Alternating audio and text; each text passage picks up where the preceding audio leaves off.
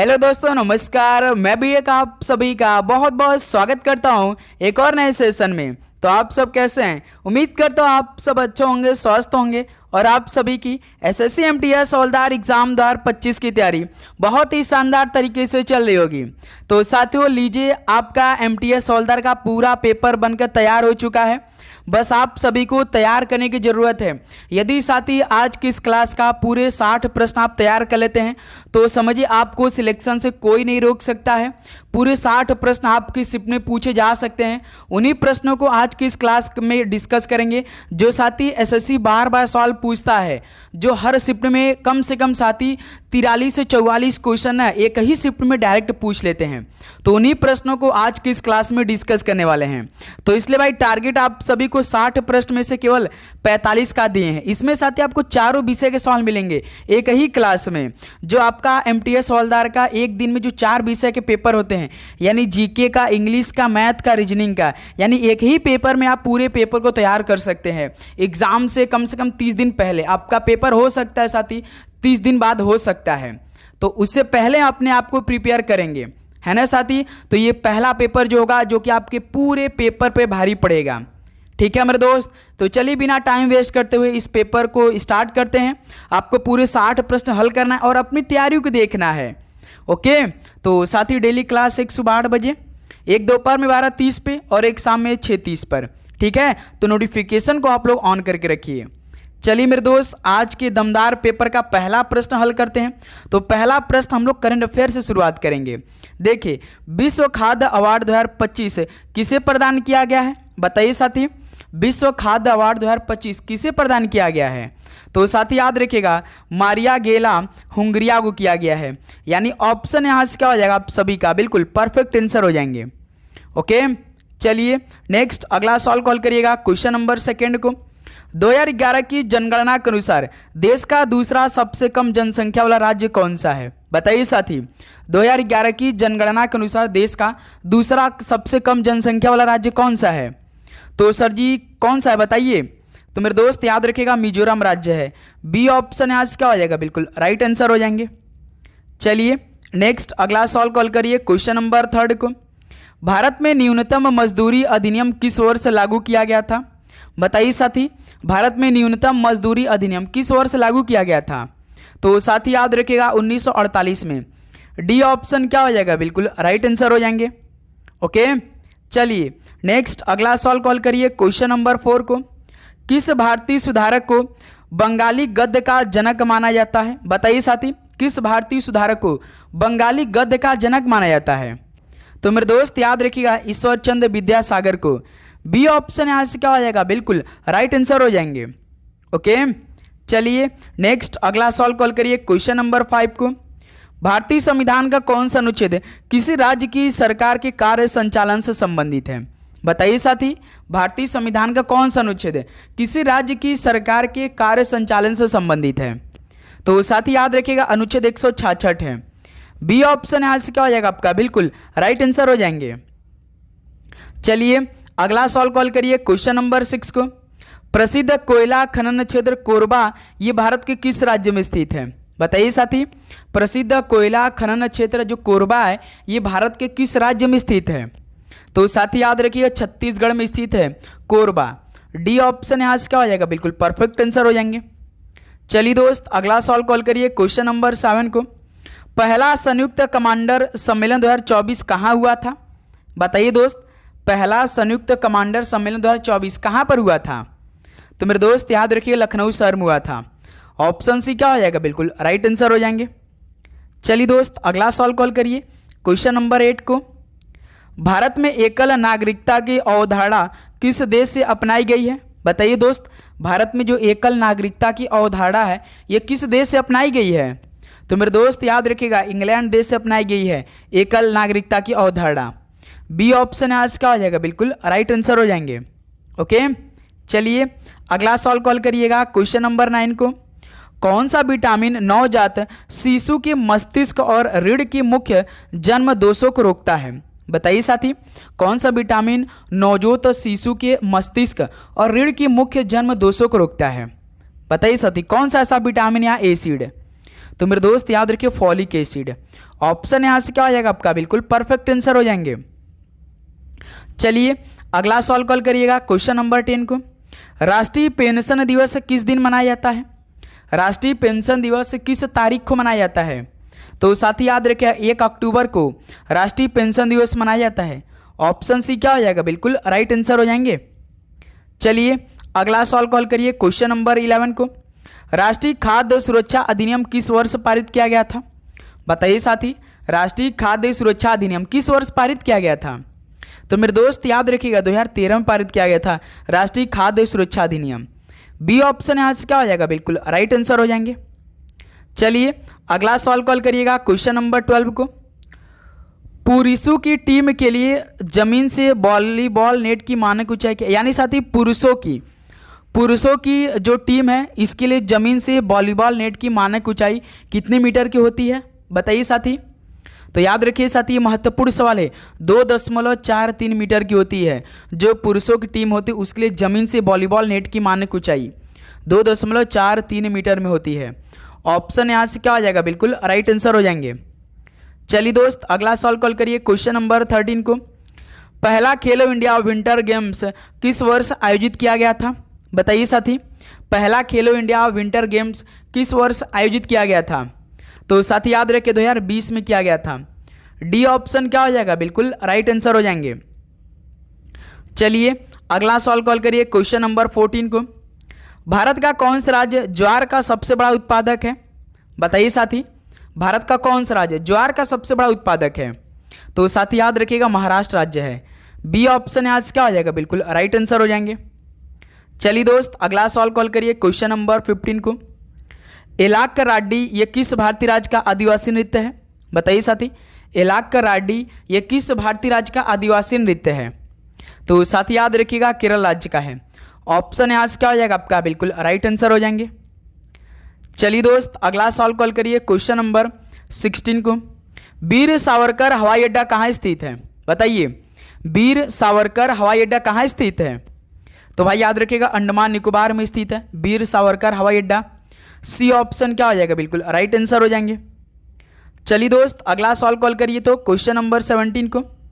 निम्नलिखित में से कौन सा दर्रा दिए गए स्थानों से सही तरीके से मेल नहीं खाता है? बताइए साथी, कौन सा दर्रा दिए गए स्थानों से सही तरीके से मेल नहीं खाता है? जैसे साथी जोजिला दर्रा जम्मू और कश्मीर में स्थित है, ठीक है। मैना दर्रा उत्तराखंड में स्थित है। सिपकिला दर्रा अरुणाचल प्रदेश, लेकिन साथी सिपकिला दर्रा अरुणाचल प्रदेश में नहीं है, ये आपका हिमाचल प्रदेश में स्थित है। ये बात याद रखें, किस राज्य में सिपकिला दर्रा स्थित है? हिमाचल प्रदेश में स्थित है। और नाथुला दर्रा ये तो सिक्किम में स्थित है। यानी साथी इनमें से कौन सा दर्रा दिए गए स्थानों से सही तरीके से मेल नहीं खा रहा है? तो भाई सिपकिला दर्रा अरुणाचल प्रदेश में नहीं है, ये आपका हिमाचल प्रदेश में स्थित है। तो सी ऑप्शन बिल्कुल राइट आंसर हो जाएंगे। चलिए दोस्त अगला सवाल कॉल करिए क्वेश्चन नंबर 18 को। राणा प्रताप सागर परियोजना किस नदी पर स्थित है? बताइए साथी, राणा प्रताप सागर परियोजना किस नदी पर स्थित है? तो मेरे दोस्त याद रखिएगा चंबल नदी पर स्थित है। बी ऑप्शन यहाँ से क्या हो जाएगा, बिल्कुल राइट आंसर हो जाएंगे। ओके चलिए नेक्स्ट अगला सवाल कॉल करिए क्वेश्चन नंबर 19 को। दक्षिण भारत की सबसे ऊंची चोटी कौन सी है? तो मेरे दोस्त दक्षिण भारत की जो सबसे ऊंची चोटी वो कौन सी है? बताइए। तो साथी याद रखिएगा अनाईमुडी शिखर है दक्षिण भारत की सबसे ऊंची चोटी। ऑप्शन सी क्या हो जाएगा, बिल्कुल राइट आंसर हो जाएंगे। चलिए दोस्त अगला सवाल कॉल करिए क्वेश्चन नंबर 20 को। आदिवासी त्यौहार भगता परबा जो बसंत और गर्मियों की अवधि के बीच मनाया जाता है वह किस राज्य में आरंभ हुआ था? बताइए साथी, आदिवासी त्यौहार भगता परबा जो बसंत और गर्मियों की अवधि के बीच मनाया जाता है वह किस राज्य में आरंभ हुआ था? तो साथी याद रखिएगा झारखंड में स्टार्ट हुआ था। डी ऑप्शन क्या हो जाएगा, बिल्कुल राइट आंसर हो जाएंगे। ओके चलिए नेक्स्ट अगला सवाल कॉल करिए क्वेश्चन नंबर 21 को। साद नोंगक्रेम का 5 दिवस धार्मिक उत्सव किस राज्य में मनाया जाता है? बताइए साथी, साद नोंगक्रेम का 5 दिवस धार्मिक उत्सव ये किस राज्य में मनाया जाता है? तो सर ये तो मेघालय राज्य में मनाया जाता है, यानी ऑप्शन यहाँ से बिल्कुल राइट आंसर हो जाएंगे। ओके चलिए नेक्स्ट अगला सवाल कॉल करिए क्वेश्चन नंबर 22 को। निम्नलिखित नदियों में से कौन सी नदी भूमध्य रेखा को 2 बार पार करती है? बताइए साथी, इन नदियों में से कौन सी नदी भूमध्य रेखा को 2 बार पार करती है? तो साथी याद रखिए, जायरे या तो साथी कांगो, ये दोनों नदी भूमध्य रेखा को 2 बार पार करती हैं, इसलिए ऑप्शन ए को यहाँ से क्या करेंगे हम लोग, लॉक करेंगे। ठीक है भाई, लास्ट में स्कोर करना है आप सभी को। टोटल 60 क्वेश्चन में से कितना स्कोर रहा? ओके, भारतीय नृत्य के किस रूप को महिला प्रस्तुति के लिए कोमल और उपयुक्त कहा जाता है? बताइए साथी, भारतीय नृत्य के किस रूप को महिला प्रस्तुति के लिए कोमल और उपयुक्त कहा जाता है? तो साथी याद रखिएगा, लास्ट से बोला जाता है। ऑप्शन भी यहाँ से क्या हो जाएगा, बिल्कुल राइट आंसर हो जाएंगे। चलिए दोस्त, अगला सवाल कॉल करिए, क्वेश्चन नंबर 24 को। भारतीय शास्त्रीय गायक पंडित जसराज किस संगीत घराने से संबंधित है? बताइए दोस्त, जो भारतीय शास्त्रीय गायक पंडित जसराज है, ये किस संगीत घराने से संबंधित है? तो मेरे दोस्त याद रखिए, मेवाती घराने से। ऑप्शन यहाँ से क्या हो जाएगा, बिल्कुल राइट आंसर हो जाएंगे।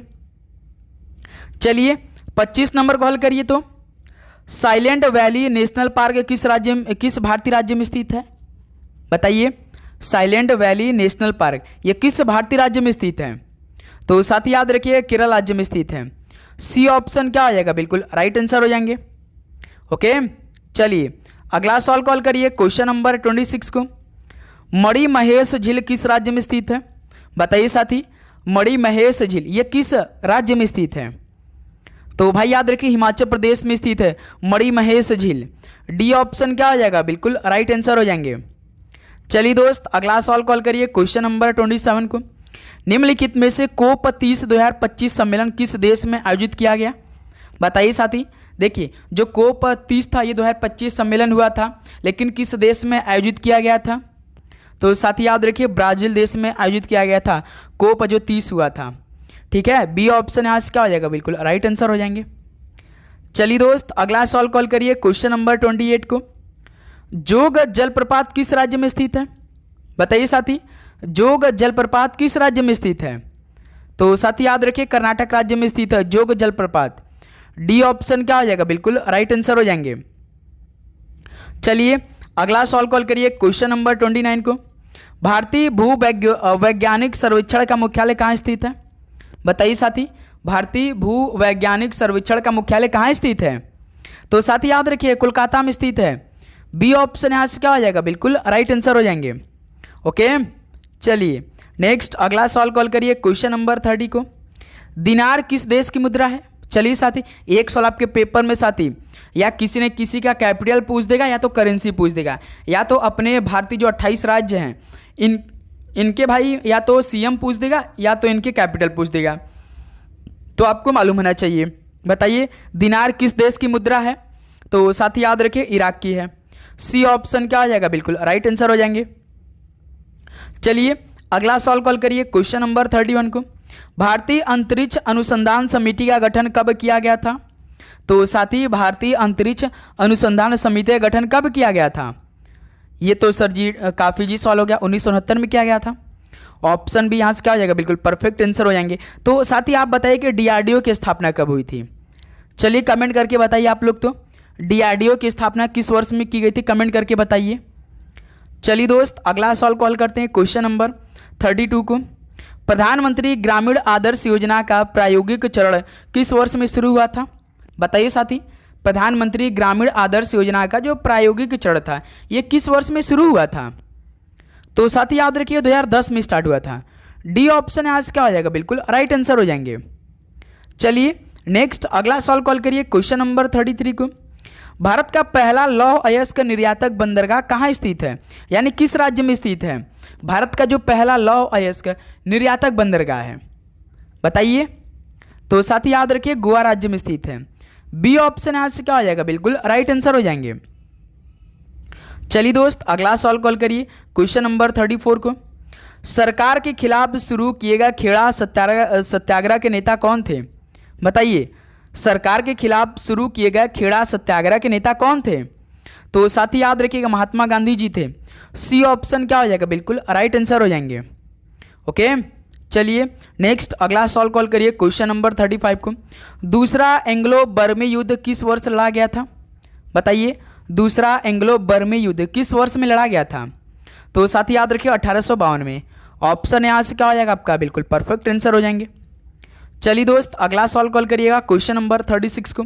तो अब देखिए साथी यहाँ से सारे इंग्लिश के क्वेश्चन आएंगे, तो इंग्लिश के एक एक क्वेश्चन ध्यान से देखेंगे आप लोग।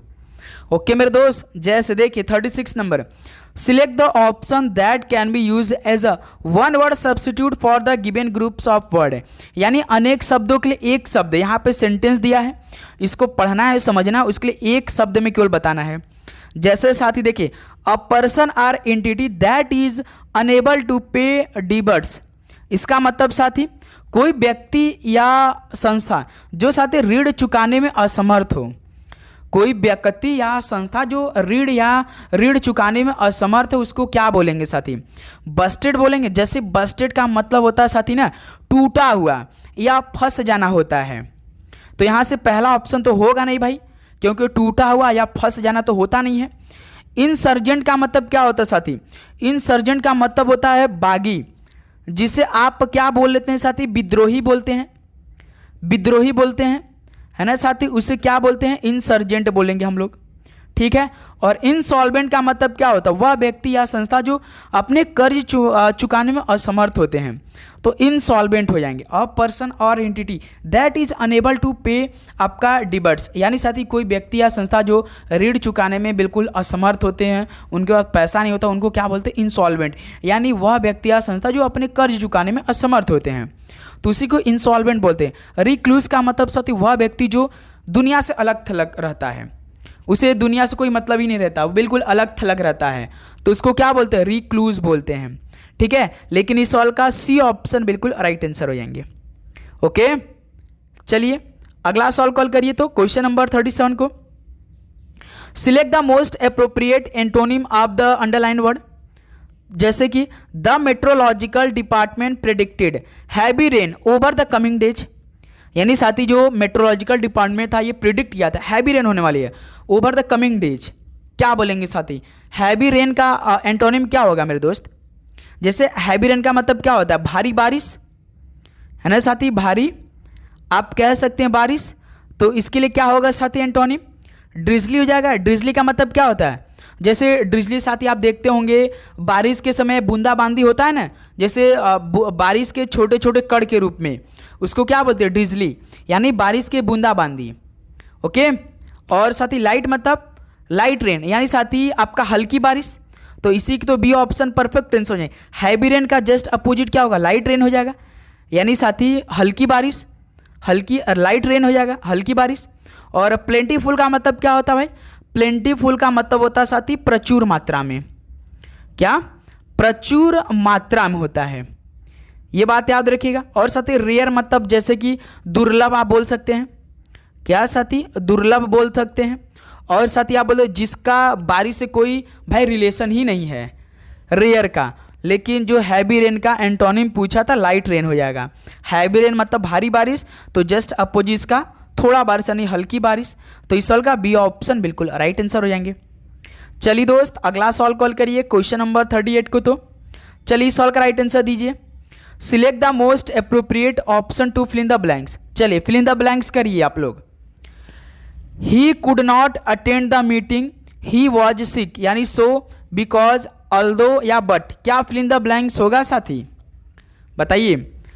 He could not attend the meeting यानी वह बीमार होने के कारण, ही वॉज सिक यानी वह बीमार होने के कारण बैठक में भाग नहीं ले सका। यहाँ तो साथी कारण बताना है कि वह बैठक में क्यों शामिल नहीं हो सका, यहाँ कारण बताना है भाई। इस सेंटेंस को पढ़े होंगे और आपका यदि बेसिक इंग्लिश क्लियर होगा तो आपको मालूम होगा कि यहाँ बैठक में वह क्यों शामिल नहीं हो सका।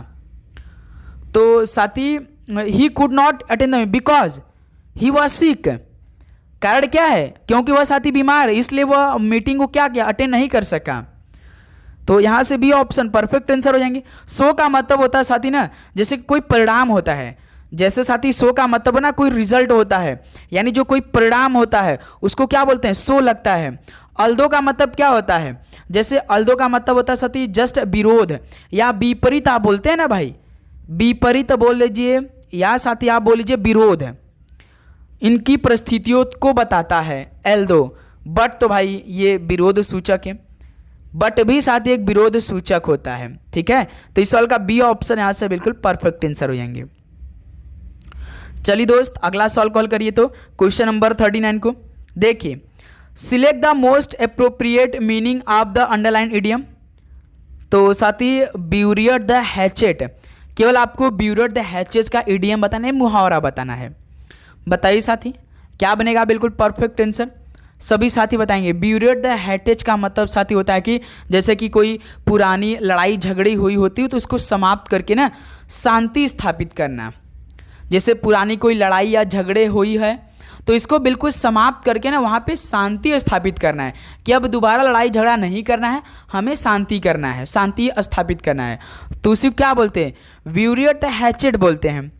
तो उसका मुहावरा क्या होगा साथी, to continue conflict, to disagree publicly, या to settle a dispute peacefully. बिल्कुल साथी, यहाँ पे to settle a dispute peacefully का मतलब होता है किसी विवाद को शांतिपूर्ण ढंग से निपटाने के लिए। किसी विवाद को शांतिपूर्ण ढंग से निपटाने के लिए ही क्या बोलते हैं, to settle a dispute peacefully. यानी सी ऑप्शन इस सवाल का मेरे दोस्त बिल्कुल राइट आंसर हो जाएंगे। ओके साथी, तो उम्मीद करूंगा आपको साथी हर एक प्रश्न बहुत ही अच्छे तरीके से समझ में आ रहे होंगे। तो साथी आप चैनल पर नहीं तो सब्सक्राइब करके नोटिफिकेशन को ऑन करिएगा। ओके चलिए दोस्त अगला सवाल कॉल करिएगा क्वेश्चन नंबर 40 को। Select the option that rectify the underline spelling error. बताइए साथी इनमें से स्पेलिंग एरर कौन सा है।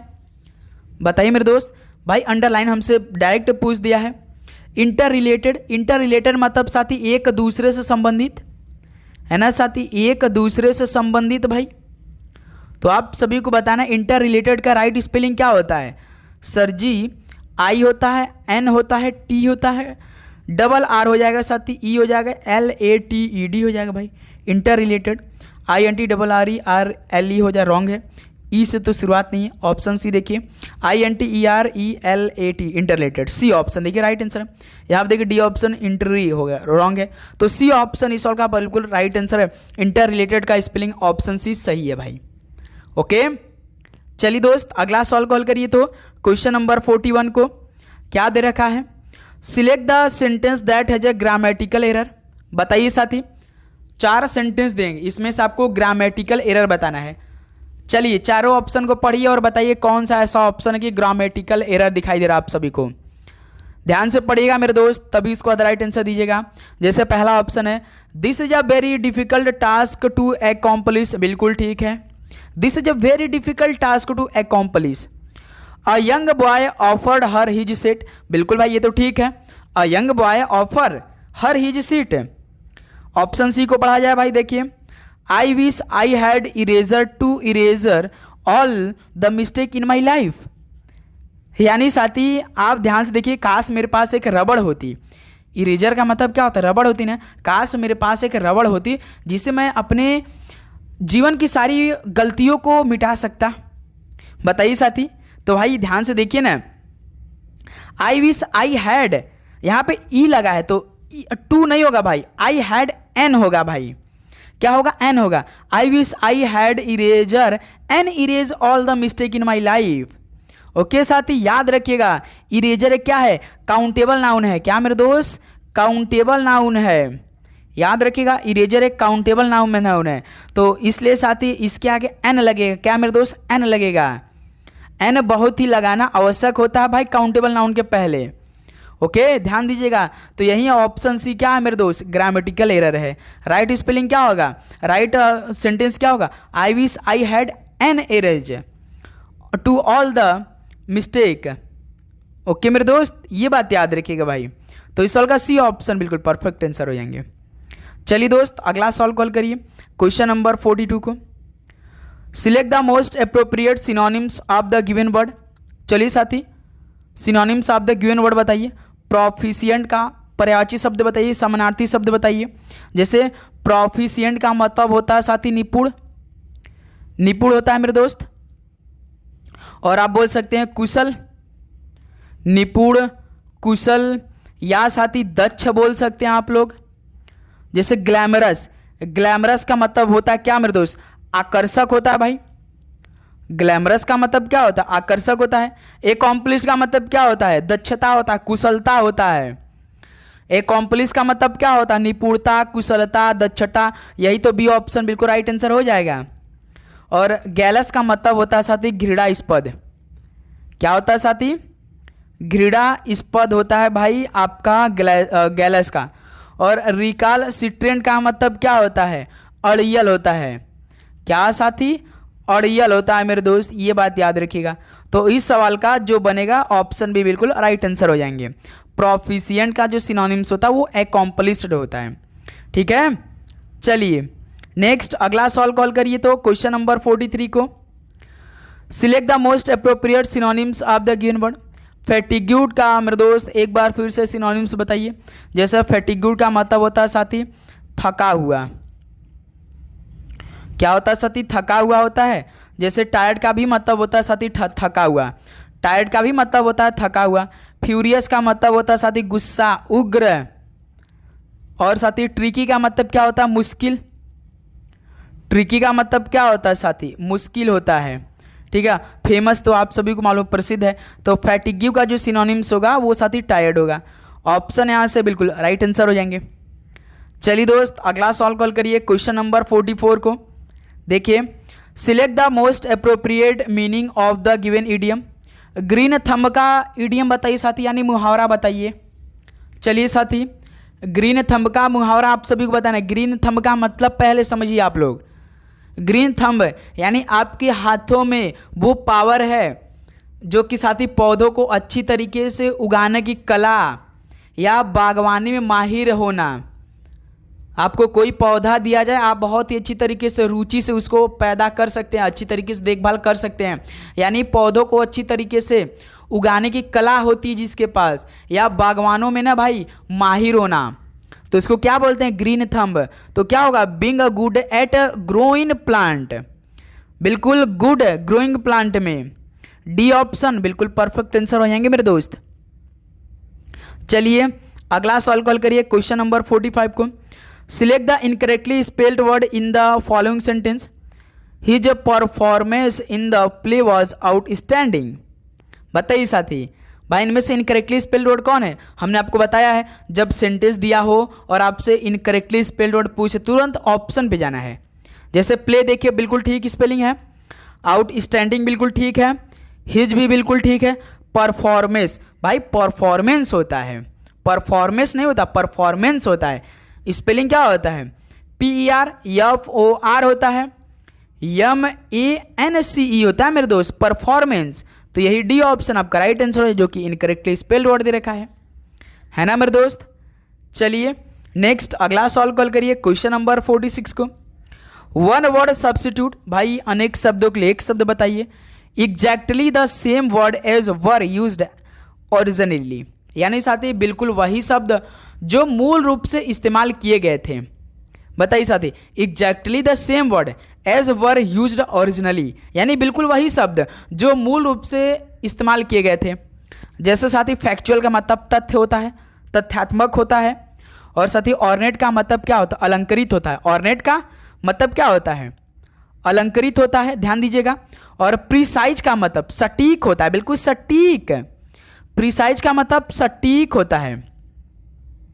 और वर्बेटियम का मतलब क्या होता है? भाई वर्बेटियम का मतलब होता है यानी बिल्कुल वैसे ही जैसा मूल में था। तो इस सवाल का राइट आंसर डी ऑप्शन हो जाएगा। ओके साथी, डी ऑप्शन बिल्कुल परफेक्ट आंसर हो जाएंगे। चलिए दोस्त अगला सवाल कॉल करिए क्वेश्चन नंबर 47 को। तो यहाँ साथी इंग्लिश का सवाल, और सॉरी मैथ का सवाल आ गया भाई। इंग्लिश का सवाल कंप्लीट हो गया।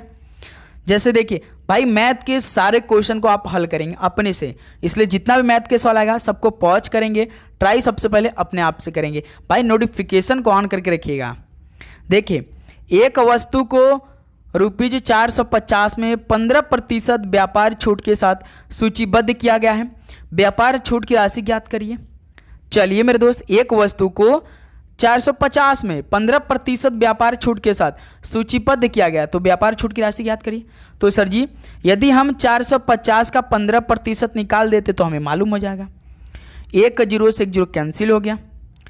अब साथी यहाँ से 5 दूना 10, 5 नवा 45, 15 नवा 135/2। 135 का आधा कितना होता है? 2 छक्का 12, 2 सते 14, यानी 67 आपका समथिंग आएगा, 67.50 आ जाएगा। यानी सवाल का डी ऑप्शन मेरे दोस्त बिल्कुल परफेक्ट आंसर हो जाएंगे। बताइए साथी किसी प्रकार का दिक्कत हो तो बताइए। बिल्कुल नहीं। नेक्स्ट अगला सवाल बढ़ा जाए। चलिए दोस्त क्वेश्चन नंबर 48 कॉल करिए। 12 किलो का क्रय मूल्य 10 किलो के विक्रय मूल्य के बराबर है तो लाभ प्रतिशत कितना है? चलिए साथी सॉल्व का राइट आंसर निकालिए फटाफट, टाइम वेस्ट नहीं करेंगे। 12 किलो का कास्ट प्राइस, यानी 12 किलो का कास्ट प्राइस 10 किलो के सेलिंग प्राइस के बराबर है तो लाभ प्रतिशत देखिए यहाँ से साथी कितना से काटा जाए भाई? 1 सेकेंड, 2 से काटा है, 2 छक्का 12, 2 पच्चे 10 है ना मेरे दोस्त। तो यहाँ से साथी 6 CP इंटू 5 SP, तो यहाँ से जब मेरे दोस्त CP अपन SP करेंगे तो 5/6 हो जाएगा, यानी कास्ट प्राइस 5 है और SP 6 है, यानी कोई सामान हम 5 का खरीद रहे हैं और 6 में बेच रहे हैं, यानी यहाँ से हमें 1 का लाभ हो रहा है। 1 का लाभ हो रहा है किससे? इस 5 से। 1/5 कितना प्रतिशत होता है सर जी? 20% होता है। तो यही तो ऑप्शन हो जाएगा, ऑप्शन सी, यानी लाभ प्रतिशत कितना है भाई? 20% है, जो किसी ऑप्शन हमारा बिल्कुल परफेक्ट आंसर हो जाएंगे। बताइए साथी किसी प्रकार का दिक्कत इस सवाल कॉल करने में? बिल्कुल नहीं। चलिए नेक्स्ट अगला सवाल कॉल करिए मेरे दोस्त क्वेश्चन नंबर 49 को। देखिए 30, 56, 40 और 76 में से क्या घटाया जाए कि ताकि शेष संख्या समानुपाती हो सके? यानी साथी समानुपातिक मतलब बिल्कुल जो आप अनुपात निकालते हैं ना, एक का तरफ बिल्कुल सेम, जैसे कि 3/4 हो तो दूसरी तरफ भी 3/4 हो। तो साथी इस सवाल को हल कैसे करेंगे आप लोग थोड़ा सा हल करके हमें बताइए। तो चलिए फटाफट, जैसे यहाँ पे साथी क्या दे रखा है नंबर 30, 56, 40 और 76 है, तो इनमें से क्या घटाया जाए ताकि साथी शेष संख्याएं समानुपाती हो सके? तो ऑप्शन से आप हल कर सकते हैं भाई। जब इस तरह के सवाल है ना तो तुरंत ऑप्शन जाइए। जैसे पहला ऑप्शन को हम ले रहे हैं, 30 में से 4 को कम करेंगे तो 26 हो जाएगा, और साथी 56 में से 4 को कम करेंगे तो 52 हो जाएगा, 40 में से 4 को कम करेंगे 36, और साथ ही 76 में से 4 को कम करेंगे तो 72। तो हमारा नया मूल में से नया क्या बना? 26, 52, 36, 72। 26, 52, 36, 72। ये हमारा साथी जब 30, 56, 40, 76 में से 4 को घटाए तो जब साथी हमें प्राप्त हुआ है 26, 52 और 26, 36 ना भाई। देखिए 1 सेकेंड, 26 बिल्कुल यहाँ पे साथी 52 है भाई ना, बिल्कुल 52 है, उसको 40 में से 4 को कम किया 36, फिर साथी 76 में से 4 कम किया 72। इसको साथी अनुपात में कर दीजिए। जैसे अनुपात में करेंगे क्या हो जाएगा? 26:52 डबल अनुपात लग जाएगा 36:72। देखिए अनुपात का मतलब क्या होता है? बटा होता है, तो 26/52 हो जाएगा बराबर साथी 36/72 हो जाएगा। देखिए 36 से कम 36, 36 दूनी 72, तो इधर से साथी 1/2 आ गया, और 26 से कम 26, 26 दूनी 52, यानी साथी यही तो अनुपात हमारा बिल्कुल क्या हो गया? समानुपाती हो सका। कौन सा संख्या घटाने से? 4 ही घटाने से मेरे दोस्त, यानी 4 घटाएं आप तो क्या अनुपात देखिए हमारा क्या बना। जैसे साथी हमें क्या प्राप्त हुआ एक बार फिर से समझ लीजिए, 26, 52, 36 और 76 यही हमें मिला था साथी 4 को घटाने से इन चारों संख्या में से। अब देखिए अनुपात का मतलब क्या होता है? इसको अनुपात में बदल दीजिए। 26:52 डबल अनुपात साथी 36 1 सेकेंड मेरे दोस्त 36:72 होगा भाई। यहाँ हमने 76 लिखा, 72 होगा मेरे दोस्त, ठीक है। अब देखिए 26:52 कितना होता है? 26 से कम 26, 26 दूनी 52, यानी 26/52 1/2 के बराबर हो जाएगा। फिर साथी 36/72 यानी ये भी 1/2 के बराबर हो जाएगा। देखिए यही दोनों तो क्या हो गए? समानुपाती हो गए भाई, एक दूसरे के बराबर 1/2 1/2। कौन सा घटाने से? 4 को घटाने से। तो ऑप्शन यहाँ से क्या हो जाएगा मेरे दोस्त? बिल्कुल राइट आंसर हो जाएंगे, है ना मेरे दोस्त। चलिए नेक्स्ट अगला सॉल्व कॉल करिएगा क्वेश्चन नंबर 50 को। एक ट्रेन 120 किलोमीटर प्रति घंटे की चाल से चलती है, यह 60 मिनट में कितने मीटर की दूरी तय करेगी? चलिए साथी सॉल्व का राइट आंसर निकालिए। यानी सर जी एक ट्रेन जो है ना वो 120 किलोमीटर प्रति घंटे की चाल चल रही है। यह 60 मिनट में कितने मीटर की दूरी तय करेगी? मिनट मतलब साथी ये तो 1 घंटा के बराबर 60 मिनट होता है ना साथी? 1 घंटा में कितना मिनट होता है? 60 मिनट होता है। इसका मतलब है कि यह 1 घंटा में 120 किलोमीटर की दूरी तय कर रही है भाई। ध्यान लगाइए ना भाई, 60 मिनट क्या होता है? 1 ही घंटा के बराबर होता है। यानी ट्रेन जो है 1 घंटा में 120 किलोमीटर की दूरी तय कर रही है ना साथी? आप जानते हैं कि 1 घंटा 60 मिनट के बराबर होता है, तो इसलिए साथी 60 मिनट में भी तो 120 किलोमीटर की दूरी तय करेगी। क्यों साथी? दिमाग लगाइए कि आप जानते हैं कि 1 घंटा 60 मिनट के बराबर होता है, इसलिए ट्रेन भाई 60 मिनट में भी तो 120 किलोमीटर की दूरी तय करेगी।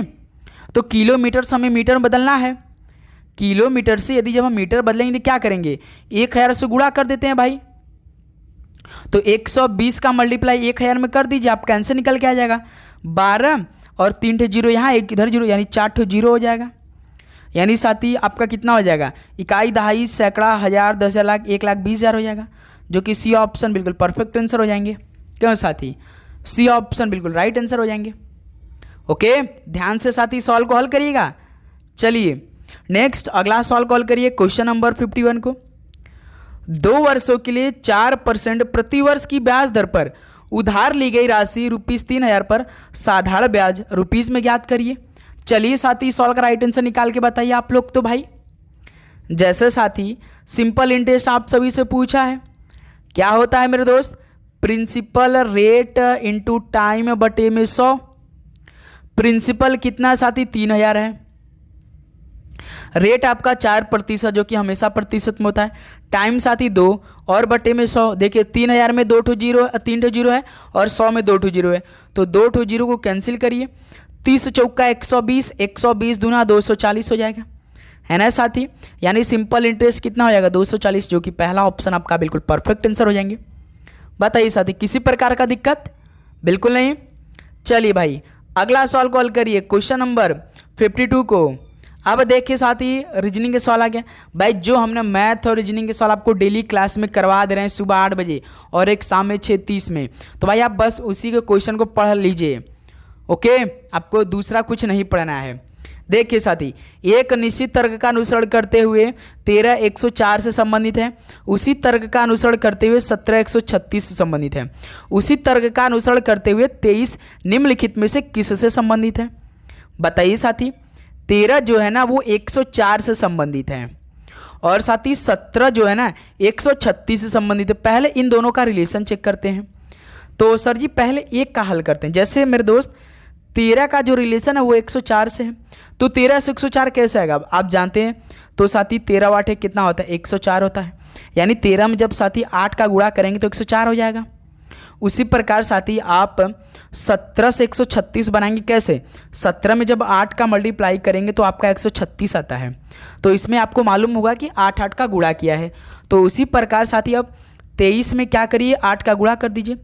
23 8 कितना होगा? 8 3 का 24 के 4 2, 8 दूना 16 2 18 हो जाएगा, यानी 184 हो जाएगा। 23 का रिलेशन किससे होगा भाई? 184 से हो जाएगा, जो कि बी ऑप्शन बिल्कुल राइट आंसर हो जाएंगे, है ना मेरे दोस्त? कितना इजी सवाल हुआ है हमारे लिए। 2 सवाल इसी तरह का पूछा जाएगा एक ही शिफ्ट में। चलिए दोस्त अगला सवाल कॉल करिए तो क्वेश्चन नंबर 53 को। देखिए निम्नलिखित समीकरण में प्रश्न चिन्ह के स्थान पर क्या आएगा? यदि माइनस और प्लस को आपस में बदल दिया जाए तथा भाग और गुणा को आपस में बदल दिया जाए तो इस समीकरण का मान कितना होगा? चलिए साथी प्लस और माइनस को बदल दीजिए, गुणा और भाग को बदल दीजिए इस समीकरण में।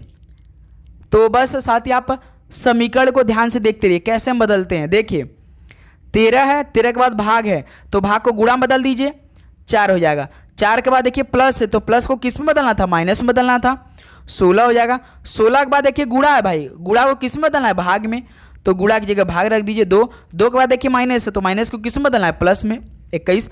बस ये हमारा नया समीकरण बन चुका है प्रश्न के हिसाब से। तो इसमें हम बॉडमस नियम लगा सकते हैं। देखिए 13 चौका 52, इधर 52, 2 का भाग 16 में दे देंगे 8 हो जाएगा, प्लस 21 हो जाएगा। देखिए ये प्लस 21 है, ये प्लस 52 है, तो पहले प्लस होता है, ये माइनस 8 है भाई। तो प्लस 52 और प्लस 21 कितना हो जाएगा? 73 होगा भाई ना? हाँ सर जी 73 होगा। 73 में 60 को कम करें कितना होगा? 65 हो जाएगा। जो कि साथी देखिए ऑप्शन डी बिल्कुल राइट आंसर हो जाएंगे। तो साथी 53 का 4 ऑप्शन डी क्या हो जाएगा, बिल्कुल राइट आंसर हो जाएंगे। बताइए दोस्त, किसी प्रश्न पे आपको दिक्कत हुआ तो बताइए। ओके दोस्त, चलिए नेक्स्ट अगला सॉल्व कॉल करिए क्वेश्चन नंबर 54 को। लाइव का रिलेशन जो है ना वो एन के एच जी से है, स्लोप का संबंध U N Q R G से है, तो डुअल का रिलेशन किससे होगा। चलिए साथी दिमाग लगाइए, 1 मिनट का समय है इस सॉल्व को हल करने के लिए आप सभी के पास, फटाफट हल करिए। तो साथी L I F E live का रिलेशन क्या है, एन के एच जी है। तो हम पहले क्या करेंगे साथी, इन अक्षरों का कोडिंग कर देते हैं। जिससे एल होता है साथी 12 नंबर, आई होता है 9 नंबर, एफ होता है 6 नंबर, ई होता है 5 नंबर, एन होता है 14 नंबर, के होता है 11 नंबर, एच होता है 8 नंबर, जी होता है 7 नंबर। देखिए 12 से 14 प्लस 2 किया है, 5 से 7 प्लस 2 किया है, 6 से 8 प्लस 2 किया, 9 से 11 प्लस 2 किया है। यानी साथी सभी में कितने कितने का कोड किया है, +2 का कोड किया है मेरे दोस्त। सभी में +2 का रिलेशन लगाया है भाई, सभी में +2 को जोड़ करके कोड किया है। दूसरे का भी चेक कर लेते हैं भाई, जैसे स्लोप दिया है SLOPE, स्लोप का रिलेशन क्या है, U है, N है, Q है, R है, G है। यस होता है साथी 19, L होता है 12, O होता है 15, P होता है 16, E होता है 5, U होता है साथी 21, N होता है 14, Q होता है 17, R होता है 18, G होता है 7। देखिए 5 से 7 प्लस 2 किया है और 19 से 21 प्लस 2 किया है, 12 से 14 प्लस 2 किया है, 15 17 प्लस 2 किया है, 16 से 18 प्लस 2 किया है। यानी इसमें भी साथी प्लस दो करके कोड किया है। तो पूछा किसका, डुअल का पूछा है। जैसे साथी DUAL, देखिए D होता है 4, U होता है 21, E होता है 1, L होता है 12। तो इसमें +2 करिए, इसमें +2 करिए, इसमें +2 करिए, इसमें +2 करिए। 4 2 6, 6 पे F आता है, 21 2 23, 23 पे कौन आता है, W आता है, 2 1 3, 3 पे कौन आता है, C आता है, 12 2 14, 14 पे कौन आता है, N आता है। यानी FWCN कौन सा ऑप्शन है भाई, बी ऑप्शन। तो साथी 54 का बी ऑप्शन क्या हो जाएगा, बिल्कुल राइट आंसर हो जाएंगे। चलिए एक सवाल बताइए आप लोग, तो भाई इसी प्रकार बताइए, स्टॉप का बताइए। चलिए कमेंट करके बताइए स्टॉप का कोड क्या होगा, फटाफट बताइए सभी साथी। चलिए दोस्त अगला सवाल कॉल करिए क्वेश्चन नंबर 55 को। दी गई श्रृंखला में प्रश्न चिन्ह के स्थान पर क्या आएगा, 3 16 66 201 406। बताइए साथी, ये तो भाई काफ़ी बड़ा नंबरों का श्रृंखला दिया है। 3 का रिलेशन 16 से है, 16 का रिलेशन 66 से है, 66 का रिलेशन 201 से है, 201 का रिलेशन 406 से है। कैसे बताइए, दिमाग लगाइए, हल करिए भाई। इस सवाल का राइट आंसर क्या आएगा, 1-2 मिनट का समय हम दे रहे हैं, दिमाग लगाइए, फटाफट हल करिए, पॉज करिए, क्या आंसर आएगा। बिल्कुल बहुत अच्छा आप सभी का जवाब आ रहा है, बहुत अच्छा भाई। देखिए 3 से 16 यानी 3 में 5 का गुणा करिए, +1 कर दीजिए, 16 बन जाएगा। उसके बाद 16 में 4 का गुणा करिए तो 64, 64 में 2 को जोड़ दीजिए, 66 बन जाएगा। 66 तिया साथी आपका होता है 198, 66 में जब 3 का मल्टीप्लाई करिएगा तो कितना आएगा, 198 आएगा। 198 प्लस 3 को जोड़ दीजिए तो आपका साथी 201 बन जाएगा। देखिए पहले 5 का गुणा किया, फिर 4 का गुणा किया, फिर 3 का गुणा, फिर +1 जोड़ा, फिर +2 जोड़ा, फिर +3 दिया जोड़ा। तो इसी प्रकार साथी 201 में 2 का मल्टीप्लाई करिएगा तो कितना आएगा आपका साथी 202 आएगा। 201 में 2 का गुणा करिएगा तो 402 आएगा। 402 में साथी 2 को जोड़ दीजिएगा तो 406 बन जाएगा, है ना साथी। क्यों भाई, एक सेकेंड, यहाँ पे जब हम लोग 201 से 2 का मल्टीप्लाई करेंगे कितना आएगा भाई, यहाँ पे सर जी 2 1 कम 2 0, 2 दूना 6 यानी 402 आएगा। 402 में 4 को जोड़ेंगे तो साथी 406 बनेगा। देखिए पहले 5 का गुणा +1, फिर साथी 4 का गुणा +2, फिर 3 का गुणा +3, फिर साथी +2 का गुणा +4। तो इसी प्रकार लास्ट में साथी जो 406 है, इसमें हम जैसे देखिए +2 का गुणा किया है तो साथी इसमें कितने का हम गुणा करेंगे, इसमें मेरे दोस्त हम लास्ट में आपका गुणा करेंगे कितने का, जैसे यहाँ से 2 तो 1 का गुणा करेंगे, 1 का गुणा करेंगे 6 0 4, फिर साथी जैसे लास्ट में 4 तक जोड़ा था तो इसमें 5 जोड़ देंगे तो कितना आएगा, 406 + 5 411 हो जाएगा। तो यही ऑप्शन डी आपका राइट आंसर हो जाएगा। ओके साथी, इसमें दिमाग क्या लगाया है साथी, ध्यान दीजिए, एक बार और समझ लीजिए आप लोग। गलती नहीं करना है। इसमें साथी देखिए पहले आपका रिलेशन क्या बना है, पहले साथी 5 का गुणा किया फिर +1 जोड़ दिया, फिर साथी 4 का गुणा किया +2 जोड़ दिया, फिर साथी +3 का गुणा किया +3 जोड़ दिया, फिर साथी 2 का गुणा किया +4 जोड़ दिया। तो उसी प्रकार साथी हम इसमें 1 का गुणा कर देंगे +5 को जोड़ देंगे तो हमारा आंसर निकल के आएगा। 406 में 1 का गुणा करेंगे तो 406 आएगा, 406 में 5 को जोड़ देंगे तो 411 हो जाएगा, जो कि साथी डी ऑप्शन बिल्कुल राइट आंसर हो जाएंगे। बताइए साथी किसी प्रकार का दिक्कत यहाँ तक नहीं? नेक्स्ट बढ़ा जाए। बिल्कुल, चलिए साथी क्वेश्चन नंबर 56 को हल करिए। जैसे देखिए, एक निश्चित कूट भाषा में जार्स को 3175 के रूप में कूटबद्ध किया जाता है और साइड को 4832 के रूप में कूटबद्ध किया जाता है। दी गई कूट भाषा में यस के लिए कूट क्या है? तो साथी सिंगल यस पूछे, इस टाइम तो एसएससी एग्जामों का ट्रेंडिंग सवाल है। जैसे साथी जार्स है ना, JARS, जार्स के 4 अक्षर है तो 4 अलग अलग नंबर भी कोड दिया गया है। और साइड है साथी SIDE, साइड में 4 अक्षर हैं तो 4 अलग नंबर कोड दिए हैं। 4832, तो हमसे केवल यस का पूछा कोड। तो जब हमसे सिंगल यस पूछता तो हम क्या करते हैं, दोनों में कॉमन चेक करते हैं। जैसे देखिए यस यहाँ पर भी है, जार्स में भी यस है और साइड में भी यस है, यानी साथी यस तो दोनों में कॉमन मिल गया। इसका मतलब साथी जो हमारा कोड हुआ है इसमें कोई ना कोई ऐसा नंबर होगा जो कि कॉमन होगा।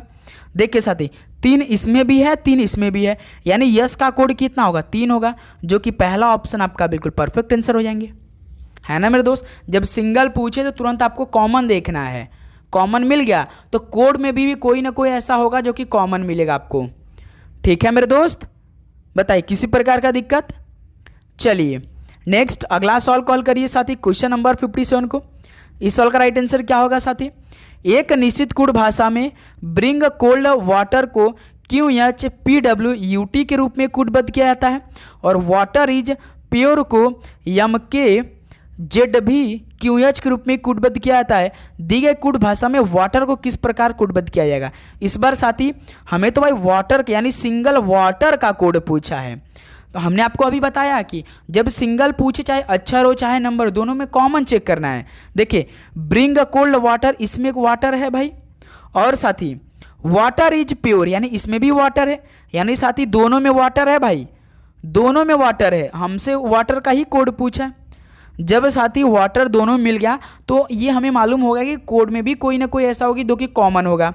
देखिए ब्रिंग कोल्ड वाटर का कोड क्या है, QHPWUT है, और वाटर इज प्योर का कोड MKZBQH है।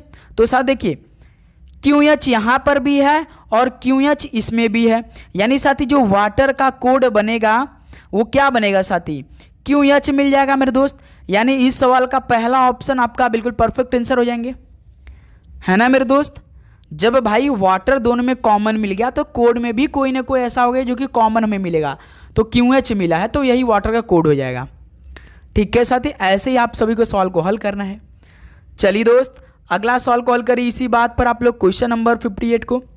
देखिए अंग्रेजी वर्णानुक्रम के आधार पर दी गई श्रृंखला में प्रश्न चिन्ह के स्थान में क्या आना चाहिए? BFL का संबंध HLR से है, NRX का संबंध TXD से, तो TXD का रिलेशन क्या होगा? यहाँ पे क्वेश्चन मार्क दे रखा है, बताइए साथी। चलिए 1 मिनट का समय निकालिए और इस सवाल का राइट आंसर दे दीजिए फटाफट। हल करिए मेरे दोस्त। इस सवाल का राइट आंसर क्या आएगा?